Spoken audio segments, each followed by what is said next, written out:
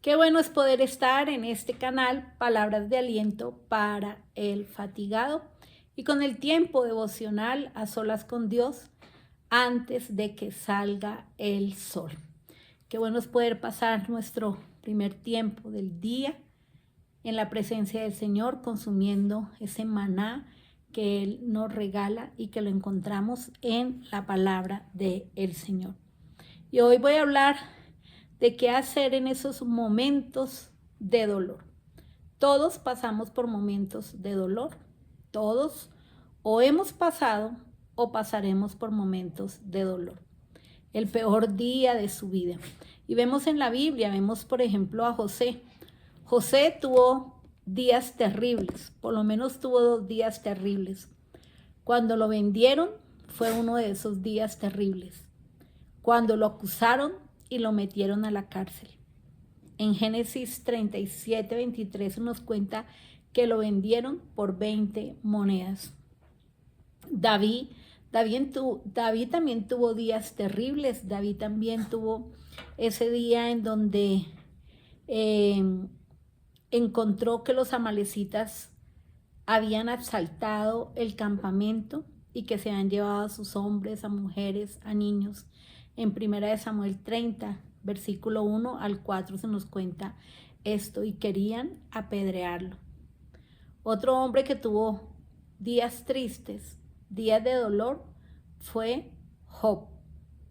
Job en un solo día perdió todo.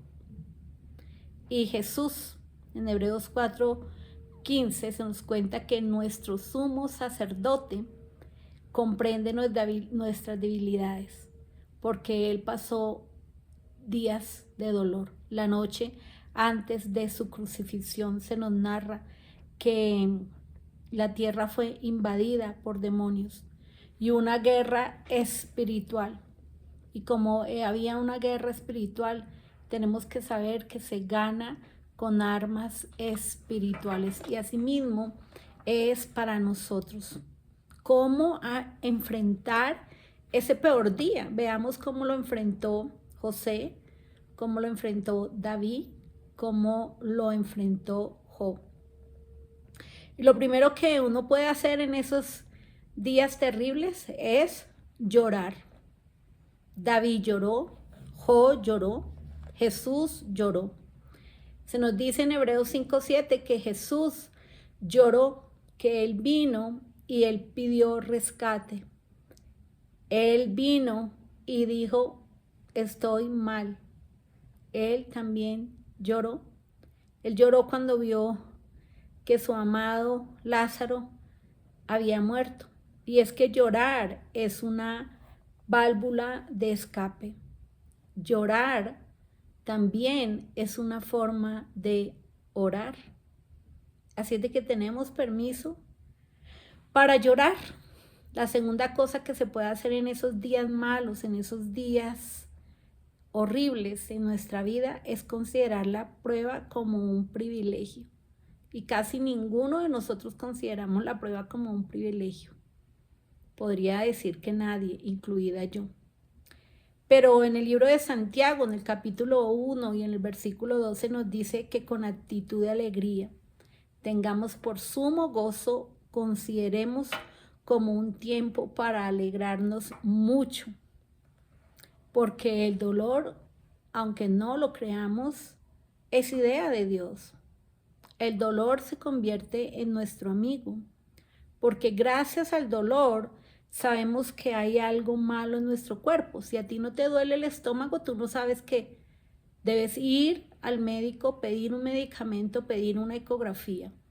Si a ti te duele una encía, tú dices, debo ir a que me revisen qué está pasando.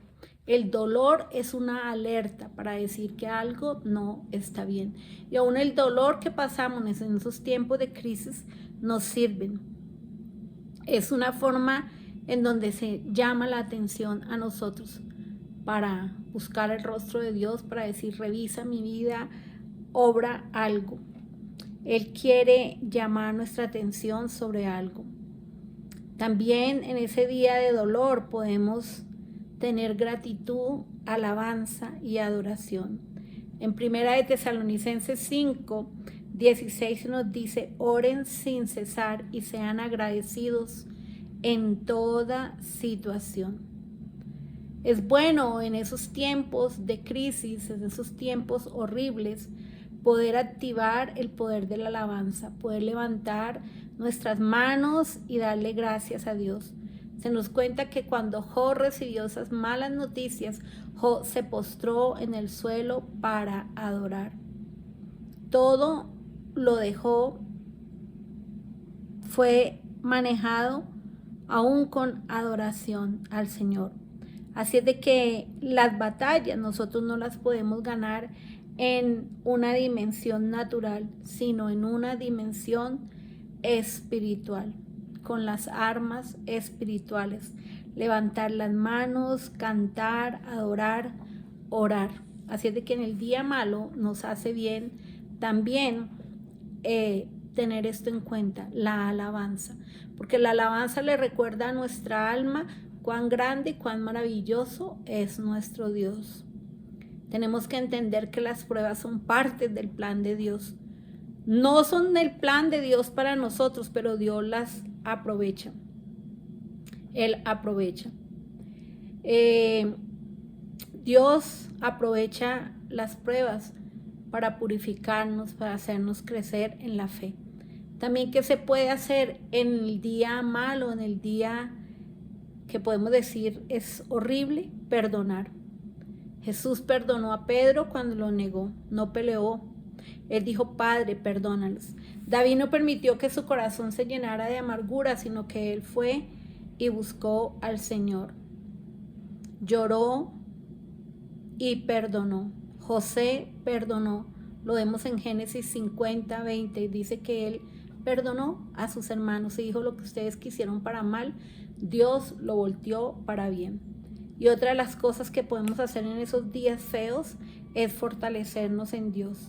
Se nos cuenta que David cobró ánimo y puso su confianza en Dios. Él se apropió de las promesas de Dios. Y David también dijo, debo perseguir. Pidió sabiduría de Dios, pidió dirección de Dios. Así es de que hay cosas para hacer en el día de la prueba. Y una de esas es llorar. Otra de esas es entender que las pruebas son un privilegio, algo bueno le va a sacar el Señor.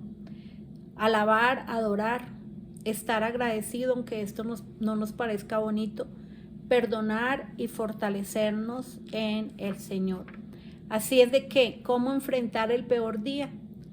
Con la mirada en Dios, con la esperanza en Dios, pensando en sus promesas y en su fidelidad.